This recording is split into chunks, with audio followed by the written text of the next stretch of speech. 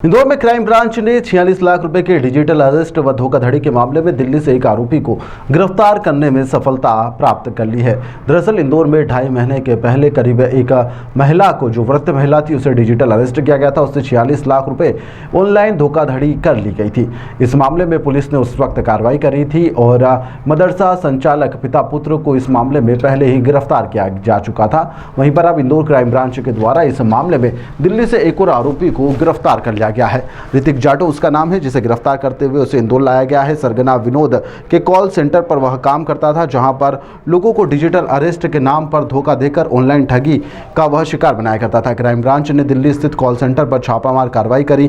कई computer system, high speed internet connection, diary और सैकड़ों लोगों के नंबर उसमें बरामद किए गए हैं। जांच में यह भी सामने आया कि आरोपियों ने यहां पर कई सिम कार्ड्स का इस्तेमाल किया था और धोखाधड़ी को भी अंजाम देने के बाद में इन सिम कार्ड्स को वह नष्ट कर देते थे। पिछले 3 सालों से यह इन सिम के माध्यम से हजारों लोगों के साथ में धोखाधड़ी कर चुके हैं। इस मामले में क्राइम ब्रांच ने 3000 लोगों के नाम और नंबर भी उन्हें मिले हैं, जो इस धोखाधड़ी के शिकार हो गए हैं या फिर हो भी सकते हैं, जिसके अंदर डीसीपी ने आज आरोपी के साथ में ऑनलाइन ठगी का लाइव डेमोन्स्ट्रेशन भी करवाया और जिसमें आरोपी ने यहां पर लोगों को ठगने का पूरा तरीका भी बताया। ठीक है, तुम्हें मुझसे बात करना है। क्या बात करते हो, बताओ। सर, मैं आपसे राहुल कुमार बात कर रहा हूँ। ये डिपार्टमेंट है pension fund regulatory development authority sir. इस डिपार्टमेंट में आपके नाम से एक फ़ाइल रिसीव्ड हुआ है सर, सीपीएफ का, कंबाइंड परफॉर्मेंस फंड का सर।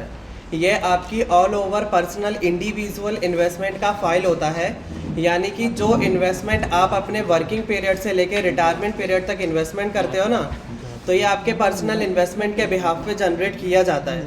और ये टोटल अमाउंट जो है आपके ही पर्सनल इन्वेस्टमेंट के बिहाफ पे जनरेट किया जाता है। ये टोटल अमाउंट आपका 3,75,850 का है सर।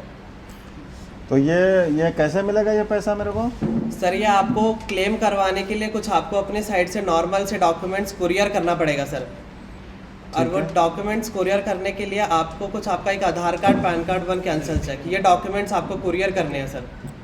ठीक है, तो मान लीजिए मैंने कर दिया, फिर आप क्या करेंगे? तो कुरियर करने के बाद जो है आपको मैं कुरियर जैसे आप कर देते हैं तो यहाँ से मैं आपका जो है कॉल यहाँ से कनेक्ट। अब ये हमारी टीम जो है पिछले 3 महीने से इसमें लगातार काम कर रही है और मैं इनको बहुत बहुत बधाई देना चाहूँगा। ये दिल्ली में भी जा कर के इन्होंने 15 दिन से ये कैंप किए थे और वहाँ पर लगातार जितने कॉल सेंटर थे उनका इन लोगों ने गहन रोज़ उनको जा कर के सर्च करते थे और अल्टीमेटली जो लोकेशन हम लोगों ने बरामद करी थी उस लोकेशन पर जब ये गए तो इसमें हमारी जो टीम के जो उपनिरीक्षक हैं श्री लोहारिया जी और इनके साथ में टेक्निकल सेल के एक्सपर्ट हैं हमारे हिमांशु सिसोदिया और ये मैडम नीलम के नेतृत्व में ये लगातार इसमें हम लोग नज़र रखे हुए थे और इसमें काफ़ी टेक्निकल इसमें एनालिसिस की है।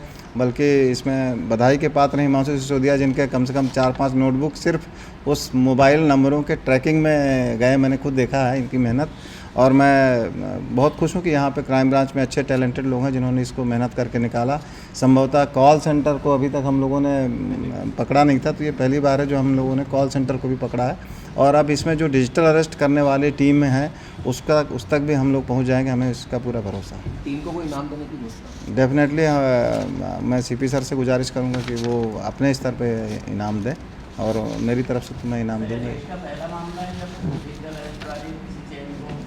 इंदौर में तो मुझे लग रहा है कि इंदौर में नहीं पकड़ा है, बाकी अन्य क्षेत्रों में भी हो सकता है पकड़ा गया हो, लेकिन यहाँ पे कॉल सेंटर में जो कॉलर हैं और सही व्यक्ति को पकड़ना, और ये इसने स्वीकार भी किया, आरोपी ने प्रथम दृष्टया स्वीकार भी किया कि वो इसी तरह के काम लगातार करता रहा।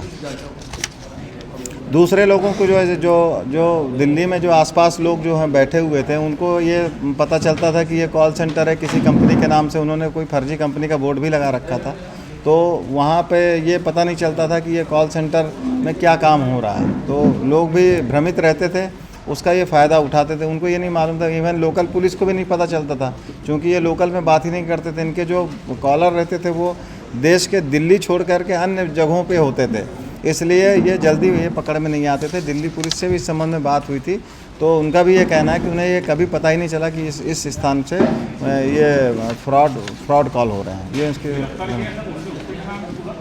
उसका नाम है ऋतिक जाटव नाम है। वैसे बेसिकली यूपी का रहने वाला है। ये बेसिकली ये और इसके 5-6 साथी मिलकर के कॉल करते थे।